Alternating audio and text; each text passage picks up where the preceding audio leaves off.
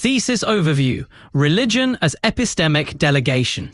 Historically, religion functioned as a mechanism of epistemic outsourcing, enabling individuals to defer complex moral and metaphysical inquiries to trusted authorities. These authorities, priests, sacred texts, and ritual traditions, were embedded within communal structures that reinforced plausibility and emotional resonance.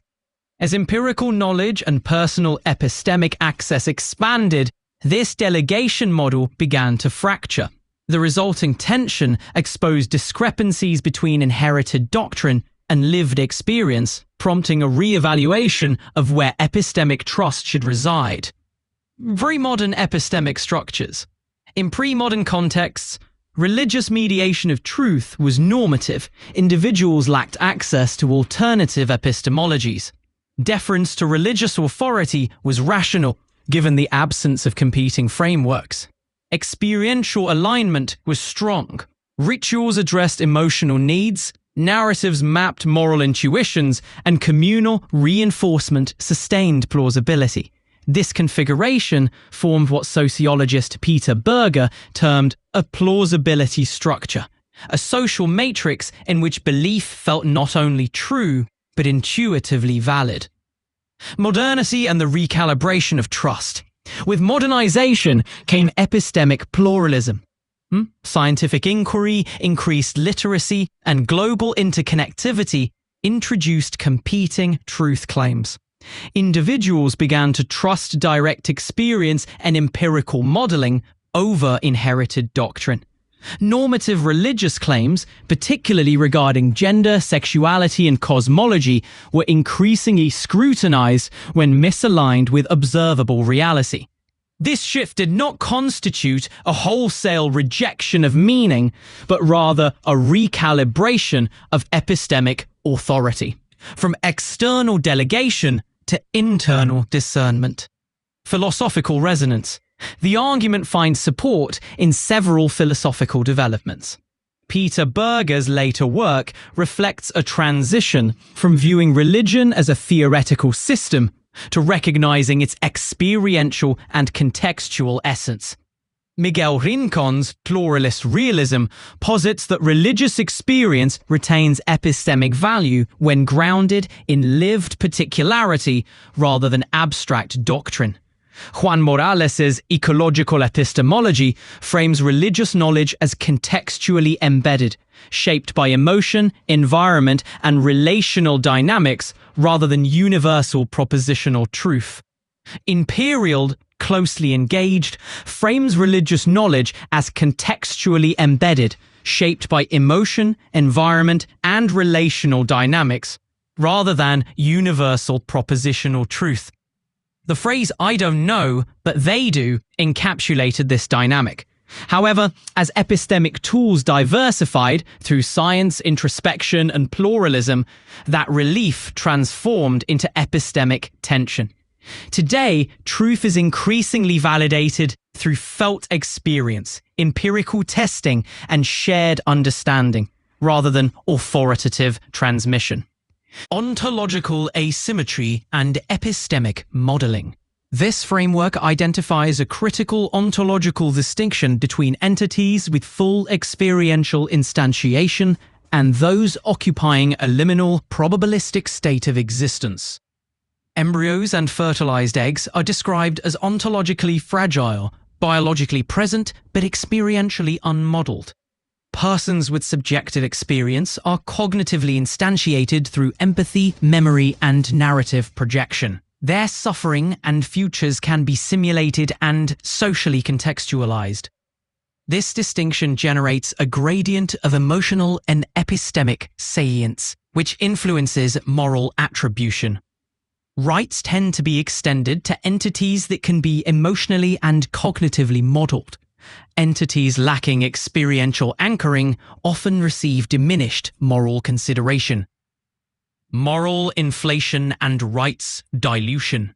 The framework raises concerns about moral inflation, the risk that extending rights to ontologically fragile entities may devalue the normative currency of rights. Rights grounded in relational, experiential, and narrative significance carry motivational force. Rights based solely on biological potential may lack the emotional and epistemic gravity necessary to compel moral action. This tension leads to conflicts in moral prioritization. Instantiated beings, e.g., grieving parents, suffering children, present emotionally and cognitively weighty claims. Uninstantiated entities, e.g., embryos, present lighter claims, and assigning equal moral weight may flatten the ethical landscape. Emotional projection and moral salience. The analysis further explores how loss, grief, and desire shape moral salience. Individuals who've experienced loss can simulate the suffering of others, enhancing empathetic resonance. Those who lack, e.g., the infertile or bereaved, may project intense emotional significance onto absent or potential entities. This dynamic creates a feedback loop. The more an experience can be modeled, the more moral weight is attributed to the associated entity. The less modelable the experience, the weaker its motivational force in ethical deliberation. Upon further reflection, the argument aligns with established philosophical distinctions. Mary Ann Warren's framework differentiates between biological humans and persons, the latter defined by attributes such as consciousness, reasoning, and communicative capacity. The gradualist view of moral status suggests that moral weight increases with developmental complexity and cognitive emotional modelability. Cognitive dissonance as adaptive coherence. Contrary to traditional interpretations that frame cognitive dissonance as a failure of rationality, this framework proposes that dissonance is a form of bounded rationality, a psychologically adaptive strategy that prioritizes coherence of identity and motivation over strict logical consistency. Under conditions of epistemic strain or existential threat, dissonance resolution serves as a protective mechanism that sustains agency and emotional integrity. Right. Now to the core argument, rationality under constraint. 1. Cognitive dissonance as a signal of coherence maintenance. Dissonance arises when individuals hold conflicting beliefs or act in ways that contradict their values. The resulting discomfort is not irrational. It reflects the mind's effort to preserve coherence across identity, memory, and motivation. 2. Bounded versus normative rationality. A normative rationality emphasizes logical consistency and truth tracking. Bounded rationality acknowledges human limitations, emotional, cognitive, and informational, and accepts that dissonance resolution via rationalization, belief revision, or selective attention may be the most efficient strategy for maintaining psychological stability. 3. Functional rationality in practice. Cognitive dissonance serves several adaptive functions. 1. Narrative identity protection, preserving a coherent sense of self across time. 2. Motivational integrity, enabling action without paralysis or fragmentation. 3.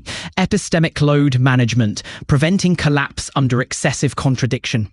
In this view, dissonance operates as a normative firewall, not to obstruct truth, but to prevent psychological disintegration. Pause. And the core argument, rationality under constraint. The framework draws on several philosophical perspectives. Firstly, Bernard Williams cautioned against moral theories that ignore psychological realism, emphasizing integrity as central to rational agency. Secondly, Charles Taylor argued for the narrative structure of identity, asserting that temporal coherence is essential to moral life. Thirdly, Louis Lévy-Garboua and Serge Blondel conceptualized cognitive dissonance as a rational adaptation under uncertainty, where maintaining internal coherence may outweigh immediate truth alignment. Pause. Legal analogy, normative clutter, and functional tolerance. An analogy is proposed between cognitive dissonance and unenforced laws. Such laws signal societal values, but are not universally enforced to avoid systemic dysfunction. Similarly, contradictory beliefs may coexist within the mind, not due to irrationality, but because rigid enforcement of coherence could destabilize psychological function. Just as legal systems tolerate normative clutter to preserve judicial flexibility, minds tolerate dissonance to preserve narrative and emotional continuity. Pause. Closing reflection. Cognitive dissonance is reframed not as a flaw, but as a functional safeguard. It enables survival in complex epistemic environments. It mediates between truth, identity, and emotion. It reflects the mind's commitment to coherence, not at the expense of reason, but in service of resilience. Unquote. This framework draws a parallel between moral inflation and unenforced legal statutes, remain formally valid, but lack enforcement and normative force. Similarly, when rights are assigned to entities lacking experiential instantiation, embryos, artificial intelligences, those rights may become symbolic rather than motivational, present in discourse but inert in practice. This phenomenon contributes to normative clutter. Just as unenforced laws can obscure legal priorities and hinder judicial clarity, inflated moral claims can obstruct ethical reasoning. The result is a diminished capacity for moral triage, the ability to prioritize, act decisively, and respond with genuine moral urgency. Visual scaffold could illustrate the relationship between experiential modeling and motivational clarity, and how ethical systems balance symbolic inclusion with motivational clarity. The argument proposes that rights and moral values function like currency, whose legitimacy depends on being backed by empathy and epistemic access. When rights are extended to entities that cannot be emotionally or cognitively modeled, the normative system risks devaluation. The proliferation of such claims may generate moral noise rather than moral progress, obscuring urgent ethical priorities beneath a layer of symbolic abstraction.